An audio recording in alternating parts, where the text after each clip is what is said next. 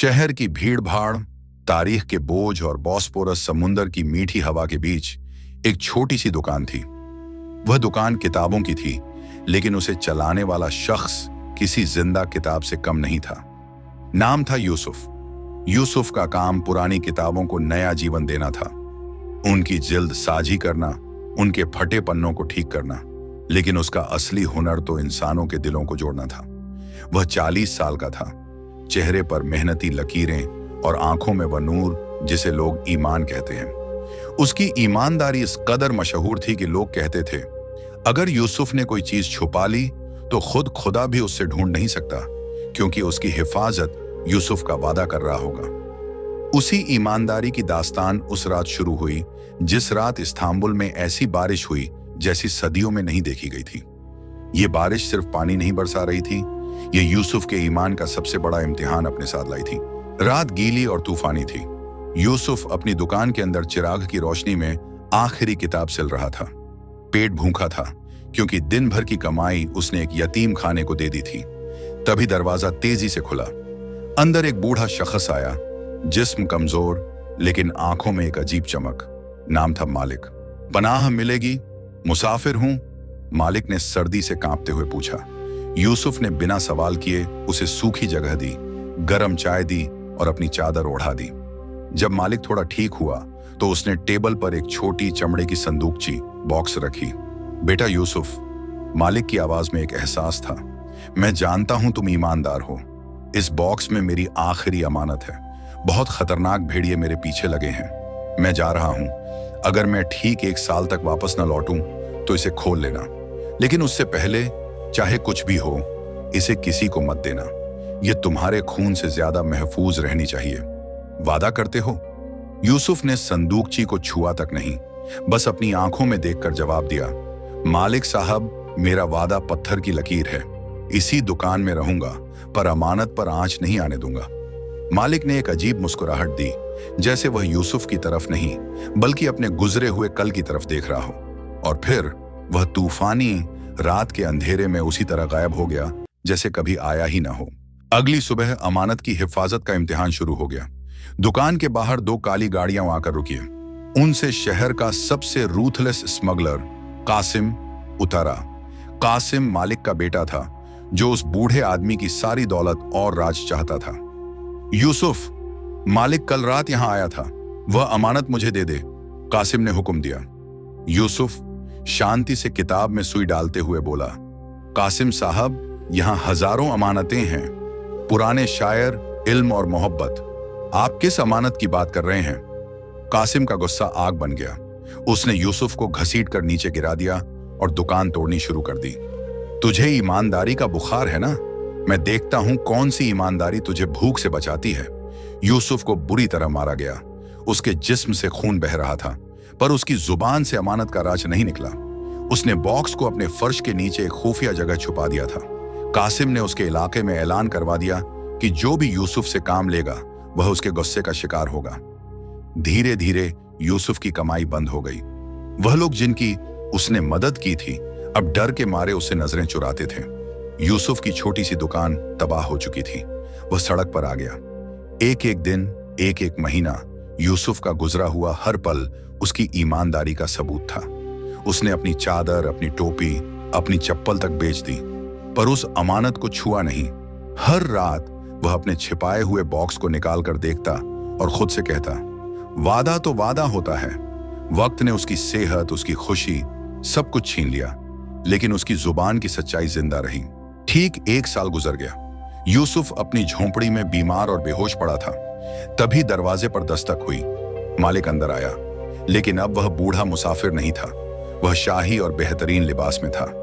उसके साथ इस्तांबुल का पुलिस चीफ और 2 गार्ड्स थे। यूसुफ की आंखों में थोड़ी जान आई।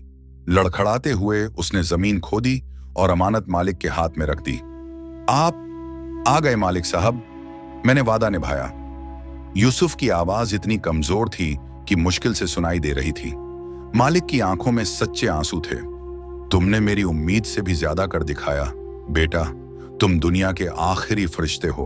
और तभी कासिम हथकड़ियों में अंदर लाया गया। मालिक ने यूसुफ को बताया कि कासिम ने उसे दौलत के लिए मरने की कोशिश की थी, इसलिए मालिक ने भेष बदला ताकि वह अपनी दौलत किसी सच्चे इंसान के हाथ में सौंप सके। अब ये बॉक्स खोलो यूसुफ, इसमें तुम्हारा इनाम है। यूसुफ ने कांपते हाथों से बॉक्स खोला। सबकी सांसें थम गईं। वह हीरे जवाहरात या सोने की उम्मीद कर रहे थे, मगर बॉक्स में सिर्फ एक पुराना खत, लेटर और एक चमकती हुई पिस्तौल थी। यह क्या है? यूसुफ हैरान था। खत पढ़ो, मालिक ने सर्दी भरी आवाज में कहा। यूसुफ ने खत पढ़ना शुरू किया और जैसे जैसे उसने पढ़ा उसके चेहरे का रंग उड़ता गया। खत के अल्फाज, मेरा नाम मालिक पाशा है। मैं इस्तांबुल का सबसे अमीर आदमी हूं, लेकिन 30 साल पहले मैं सिर्फ एक चोर और कातिल था। मैंने एक बहुत ही ईमानदार सौदागर इब्राहिम का कत्ल किया था और उसकी दौलत लूट ली थी। उस दौलत से मैं इतना अमीर बना। इब्राहिम का एक छोटा बेटा था जो यतीम हो गया और सड़कों पर रुल गया। उसका नाम। यूसुफ की आंखों में दर्द की आग जलने लगी। उसने मालिक की तरफ देखा। मेरा नाम यूसुफ है, उसने ठंडी आवाज में कहा। इब्राहिम मेरे वालिद थे। सन्नाटा छा गया। जिस अमानत की यूसुफ ने हिफाजत की, वह अमानत उसके बाप के कातिल का इकबाल जुर्म था। मालिक वही शख्स था जिसकी वजह से यूसुफ ने सारी जिंदगी गरीबी और मुसीबत में गुजारी थी। मालिक जमीन पर घुटनों के बल बैठ गया। यूसुफ, मैंने तुम्हारी जिंदगी तबाह की। तुमने मेरे गुनाहों के बोझ को उठाया। इस बॉक्स में तुम्हारा इंसाफ है। वह खत पुलिस को दे दो, तुम्हें दौलत मिल जाएगी। और यह गन तुम्हें हका है, मुझे मार दो, यह तुम्हारा बदला होगा। यूसुफ ने पिस्तौल उठा ली। उसका हाथ कांप रहा था। उसके जिस्म में सालों से दबा हुआ हर दर्द उबल कर आंखों में आ गया। वह 30 साल की यतीमी का गुस्सा था। उसने मालिक के सर पर गन रख दी। मेरे पास मौका है मालिक। यूसुफ की आवाज रुक रुक कर निकली। तुम्हारी सांसें लेने का, तुम्हें यह एहसास दिलाने का कि दर्द क्या होता है। मालिक ने आंखें बंद कर ली। गोली चलाओ। क्लाइमैक्स म्यूजिक पीक पर पहुंचता है और अचानक रुक जाता है। यूसुफ ने अपनी आंखें बंद की। उसने एक गहरी सांस ली और फिर उसने गन नीचे रख दी।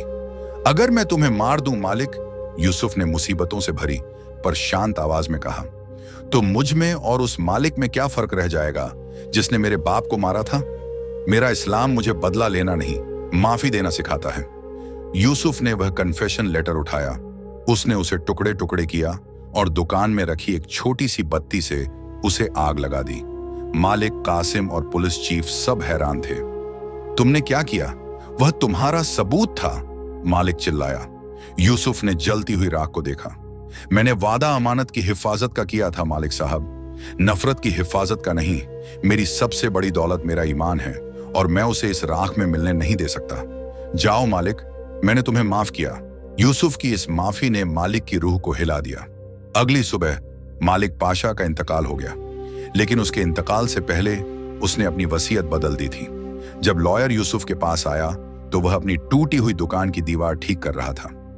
लॉयर, यूसुफ साहब, मालिक पाशा ने अपनी सारी जायदाद अपने बेटे कासिम को बेदखल करके इस्तांबुल के सारे गरीब, यतीमों और जरूरतमंद लोगों के लिए ट्रस्ट के नाम कर दी है और उस ट्रस्ट का केयर टेकर सिर्फ एक शख्स को बनाया है।